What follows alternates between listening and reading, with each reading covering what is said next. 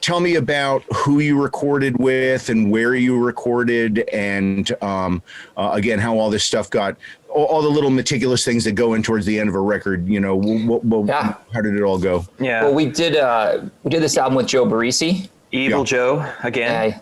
And that's our 4th album with him, which is great. I think he's tired of us now. So. Oh yeah, we are definitely kicked to the curb. I mean. But he was great, and we did it at his studio.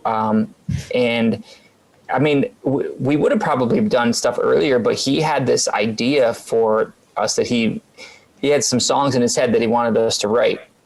Not literally, but he was just like, I want you to go back, keep writing, and focus on this or that, you know. And then Pete did, and I remember when he sent him one of the songs, and Joe called back, and he's like, "You did it! I can't stop playing the song. I've got it. This is what I was looking for from you. Now just write 5 more of those." Yeah. That was like, it was a low point to hear him say, all right, you know, I like these 8. I don't like these other 8.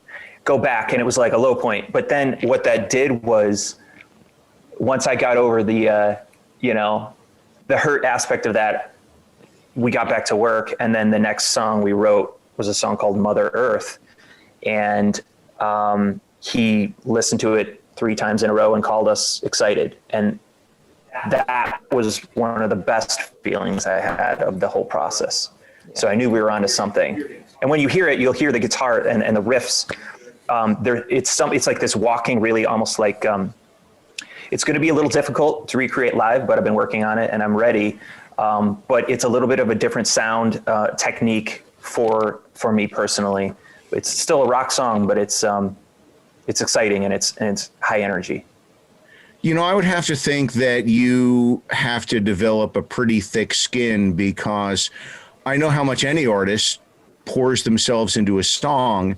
To have 8 or 10 of them that you think, man, this is going to be on an album and these are great, to have somebody go, meh. Yeah. And then and at that point, like, they're just dead, or maybe you can you cannibalize those songs later and maybe do something with them? Yeah, absolutely. And, you know, you have to think about the caliber that Evil Joe is. I mean, he's up there. He's at the top of what our genre does. So I'm okay to take advice from him. We love him to death. Yeah, if you're going to take advice, you want it to be from him. Yeah. Yeah. And he's worked with, so, you know, we can begin maybe with Tool and move on to some of the other, you know, incredible A-list artists like yourselves that he's worked with. Do you ever use his other recordings as a touchstone to go, hey, how did you do that? Or how do we get something to sound like this? Or what's the technique? You know, I mean, he does, what are those conversations like? He does more than we do. He does. And that's what's so crazy about Joe, is he has this memory of not just the albums that he's done, but of other albums. He'll go back to an album from the 60s and go, listen to what they did with this guitar tone here and how this is working. And he'll find the exact song he's talking about, which you've never heard. It's not like it's a popular song or something. And he'll go, this is my idea. Can we do something like this? And it'll morph into whatever it morphs into. Again, that's another one of the amazing things about him. But think about how many people would tell you, oh, I can produce a record, or I can engineer an album, or whatever. Think about how much shit is in his head. How do you compare as a person to that? It's like, it's crazy. Yeah. Yeah. You look at somebody and go, no, you can't do anything. You can't do anything at all. Well, when it comes down to it, he really, though, if you tear away the terms like producer and engineer or arranger or whatever, he's just a professional music nerd, isn't he? That's a big part of it. I mean, not everyone is. I think it's a real benefit for us that he is. The gear aspect, you know. What aspect?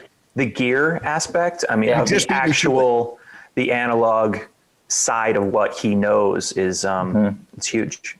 Yeah. You literally took the words right out of my mouth, because I was going to ask if he's a gear kind of guy. Some producers are, some are not. What sort of a reservoir of vintage equipment does he have there? I couldn't even begin. Or does he just use plugins to approximate? No. I mean, you you can barely walk in his studio. It's stacked very precariously with vintage gear left and right. A lot of modern stuff as well, but you walk slow in there, and be careful where you step. Yeah, and sit down as fast as you can. You get out of his way. He's like, he's a doctor at work, turning knobs. He's like a mad scientist. He is a mad scientist. That's right. Do you ever lose time in the studio with him because you're pardon my French, essentially fucking around with all this vintage gear, going, what does this do? What does that do? Because I would imagine you're like kids on Christmas. He is him and Pete work so well together because they're two of the most driven people I've ever met. He's totally driven, and he's happy to hang and fool around and screw around, but he's so driven. Yeah, dedicated. He is very.